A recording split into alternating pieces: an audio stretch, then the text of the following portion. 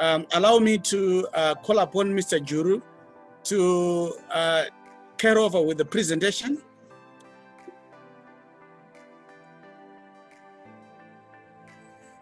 Thank you, Mr. Juru. Over to you.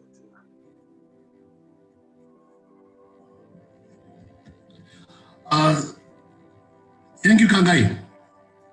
Good afternoon, ladies and gentlemen. Good afternoon to fellow councillors who I've seen who have joined us, councillors with the IOD.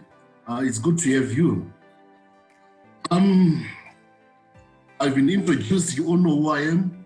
I'm the current chairperson of East of Directors, and we are all about corporate governance and how we are available to be sharing with you our experiences, what the roads that we have traveled to come up with better governed organizations. Today with you, I'm going to be enhancing on, not really enhancing, but giving you a viewpoint from how we choose to do sustainability, with the topic even being stepping up sustainability in the boardroom to achieve sustainable outcomes. I don't want to water down what Rodney had talked about, so I'll be coming in, make a presentation from a different angle, should I say. Just this sustainability, where did it come from? How did you get to be talking about sustainability?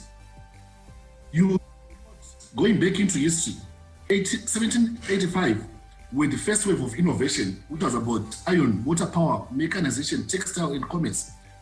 1845, the second wave of innovation started the steam power, railroad, steel, cotton. We move on 1900. Chemicals, internal combustion engine, that's where you have your Ford motor, your Ford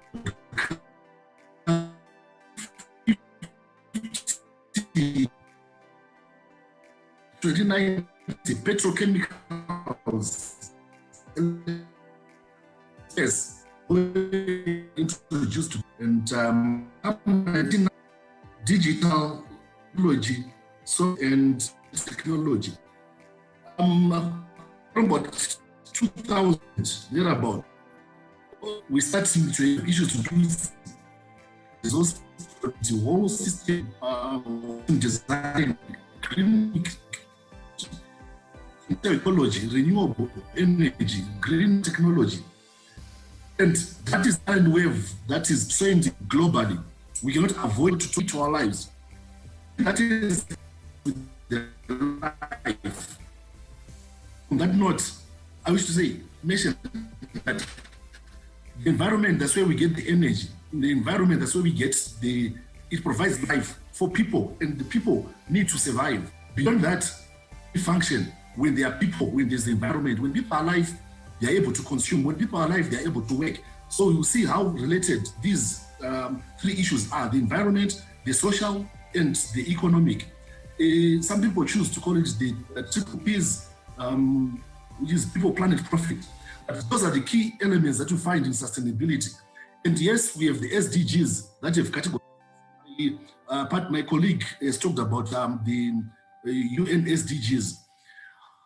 Now, if we do not have an environment, we do not have life. I've mentioned that. If we do not have people, we do not have the economy.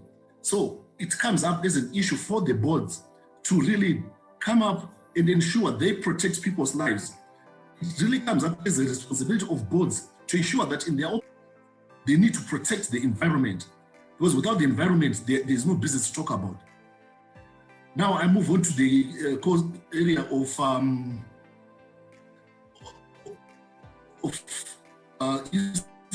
directors. That is the structure of rules, controls, practices, and processes direct image and dictate behavior as it is pivotal. Health governance can cast doubt on governance reliability, integrity, transparency, which can impact its financial health. You all know the saying that the fish rose from the head. The board is above the organization. So if nothing is happening from board level, governance will not be seen in the organization, and the whole organization will naturally die. Now, talking about the practicing of corporate governance essentially involves balancing the interests of a company's many stakeholders, such as the shareholders, executives, customers, our suppliers, the government, and the community. But who is at the core of that?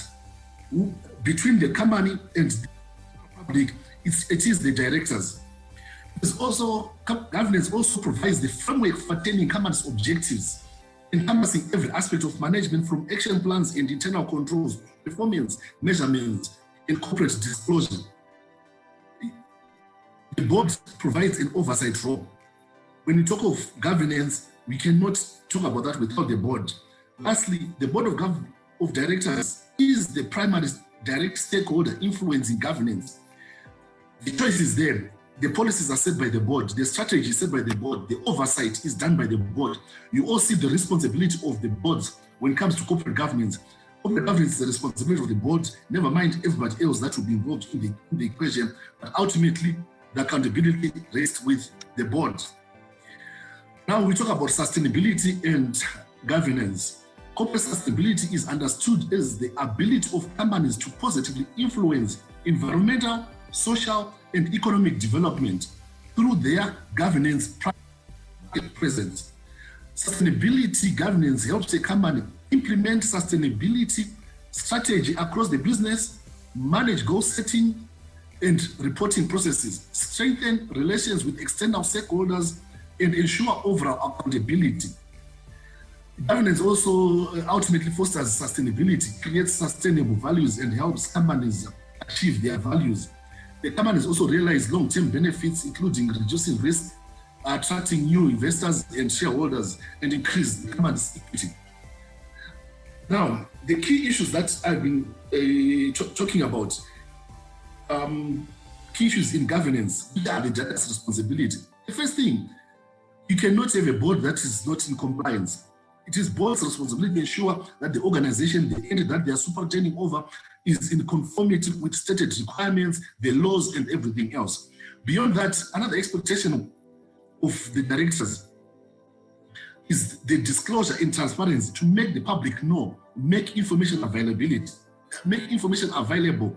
The next, the critical issue, accountability. That is taking responsibility for the outcome. Then, not that is the last, but these are the key issues.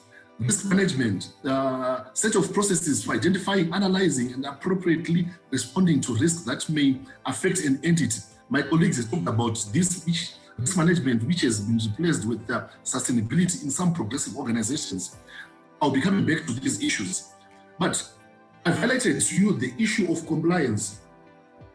We all know our constitution, Zimbabwean constitution. In section 73, I'll read verbatim. It reads, environmental rights. Every person has the right to an environment that is not harmful to their health or well-being. I've talked about the social side, where people need to be safe, to be healthy, to be safe from work hazards and what have you. Those are the people who provide the work. Those are the people who consume. So they have a right to an environment that is not harmed. So wherever there's a right, there's an obligation. I move on to section B. To have the environment protected for the benefit of present and future generations. Now, when you start talking of present and future generations, you already move into sustainability.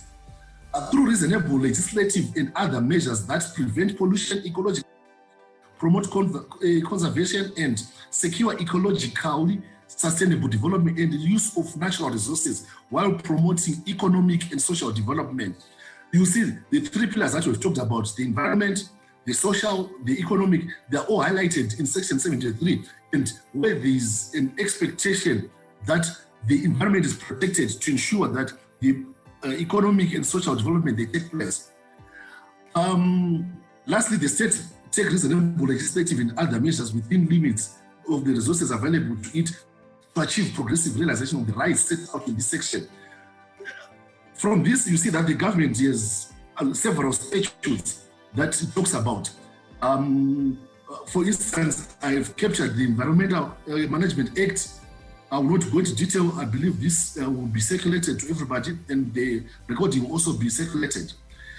you see that the government has taken the opportunity to create the MI8, which deals with emission issues which are hazardous to people, waste and management plans, things that would affect the people and the environment.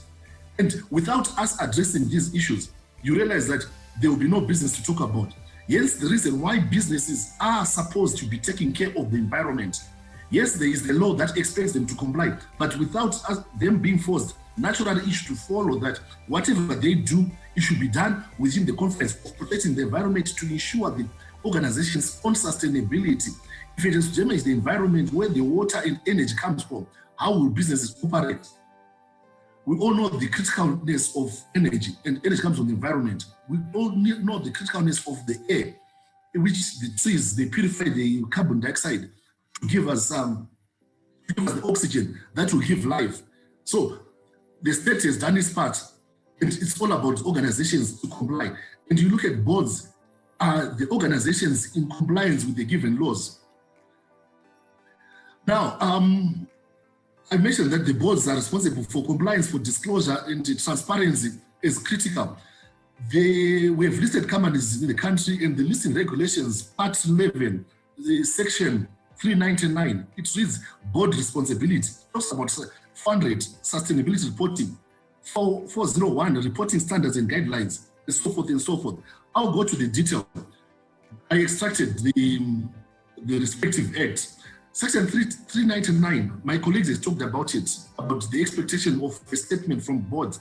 I've seen so many financials, and without them disclosing the sustainability issues on their organizations. We look at Section 400, the issuer, which are the entities that are listed, must disclose its sustainability policy. How many organizations do have sustainability policy? I'm not sure, including mitigation of risk, sustainability, performance data, and other material information, which prepares stakeholder understanding of corporate performance. The issuer should provide a balanced and objective view of their performance by including both positive and negative impacts on environment and society, how it relates to its stakeholders and to contribute to sustainable development. Positive and negative. How many are disclosing currently? So we have seen that this is a compliance. This is what the law says. This is what is expected of listed entities. And we look whose responsibility is it. This is a board responsibility that has to ensure that organizations are in compliance. I take it that you can always refer to the respective act, to the respective statute, SI 134 of 2019. My colleague has made GRI. It is even mentioned in the statute. Is Global Reporting Initiative, the guidelines that they provide, that they're the ones that are preferred, come and get the latest versions and what have you. It's all given in the act. They are industry specific. I'll talk about real estate, which have the Global Real Estate Sustainability Benchmark. There are several of these that are then sector specific. If you go for the manufacturing, and as well, you can talk about even the financial service sector. Each sector has got a specific code, should I say, that deals with issues of sustainability and their disclosure and their reporting. We move on. From what I've said above, I do find that sustainability is a governance issue, and sustainability is a compliance issue. Over and above that, sustainability is a board issue. So this should be a standing agenda item on any board on sustainability. What the boards discuss when they are omitting a critical issue that is expecting them to comply with the given laws. Now, how do organizations get there? This basically is the responsibility of the board to drive the organization to get to where it is supposed to be. One of the others, he provided the 5 stages of the sustainability journey, which I will quickly just outline. We have the first stage, a situation where organizations feel no obligation and cut corners as it tries to not get caught if it breaks the law or uses exploitative practices that cheat the system. It ignores any notion of sustainability and flouts environmental, health, and safety regulations. This stage is known in practice. This stage in developed countries, it is a risk stage and not wise to linger on. most smart organizations move quickly to stage 2 in order to avoid fines, prosecution, and public embarrassment for illegal acts. We move on to stage 2, which is compliance. We have said sustainability is a compliance issue.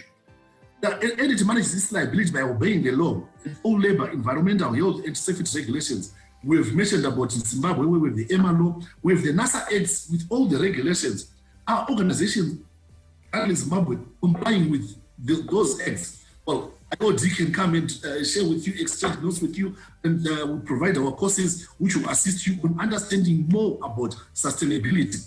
And the first stage, which is about regulatory compliance, where we outline, give you a legal register for all the laws that most entities are ignoring or they don't even know their existence and how they are related to the sustainability agenda. The compliance, it's organizations reactively does what is legally bound to do, and it follows these laws as well. Emerging environmental and philanthropic social actions are treated as costs, projects are end of pipe retrofits, and corporate social responsibility is given lip service. Now we move on beyond compliance, stage 3, where organizations move from defense to offense. This voluntary stage adopted on organizations' realization of the fact that it can save money with proactive operational eco-efficiencies. These incremental savings can be reaped in 4 ways: saving energy, reducing its associated carbon footprint, saving water, saving materials, saving waste handling. Because much as the company would have increased its opportunity, its community investment and enhancing its reputation and maximizing shareholder value, sustainability initiatives are marginalized with specialized departments. They are taken on as greenhousekeeping rather than being institutionalized in the company's governance system. Stage 3 is about incremental continuous improvement in eco-efficiencies. This is about how organization can be saving money. Once you save money, it increases your profitability. So looking at sustainability as a way of making an organization sustainable, because organizations cannot make money without them saving their costs. If the entire income comes and it goes to the cost, is there any profit to be made? The answer is definitely no. But as they save the environment, as they save water, in the process, they are saving also their resources and saving and making a profit, making the economic aspect thrive. Stage 4, integrated strategy. At this point, organizations will have transformed its business model into sustainable borrow, use, return design. It rebrands itself as a company committed to sustainability. It injects sustainability principles into its values, company DNA, and business strategies. It captures added value through breakthrough sustainability initiatives that benefit stakeholders. Instead of risk and costs, it sees investments and opportunities. It makes cleaner products, applies eco-efficiencies and a life cycle stewardship, and enjoys competitive advantages from sustainable initiatives. Stage 4 is about discontinuous leapfrogging breakthroughs. It is about destruction of existing processes and designs, a transformation and not a transition from stage 3. Breakthroughs in new products, services, markets, and processes. Now, this is all about board responsibility. This is about the directors discussing the issues in the boardroom to make way forward for organizations. Stage 5, this is about passion. The stage is driven by passion, value-based commitments to improving the well-being of the organization, society, and the environment. The company helps build a better world because it is the right thing to do. Organizations embrace stage 5 so that they can continue to be a success, doing the right things, right first time, always. Now, at this stage, what do we find in organizations? Because it's all voluntary. So they've moved on from being forced to do it, compliance with the laws, to them doing it as a passion, as a way of life. This way organizations are encouraged to be operating at. And this only presents a better world for us. Just to sum up the presentation, I'll do that with a couple of quotes that I managed to extract. We have Mahatma Gandhi, who talked, the future depends on what we do in the present. So it is the board's responsibility to take care of the future. And the boards that are in office today, they have to do what is supposed to be done. Sustainability development is a fundamental breakthrough that is going to reshuffle the entire deck. There are companies today that are going to dominate in the future simply because they understand that. Now, this is a challenge to the directors. Are they creating sustainable organizations? Are they creating companies of the future or companies of just today? That's a challenge.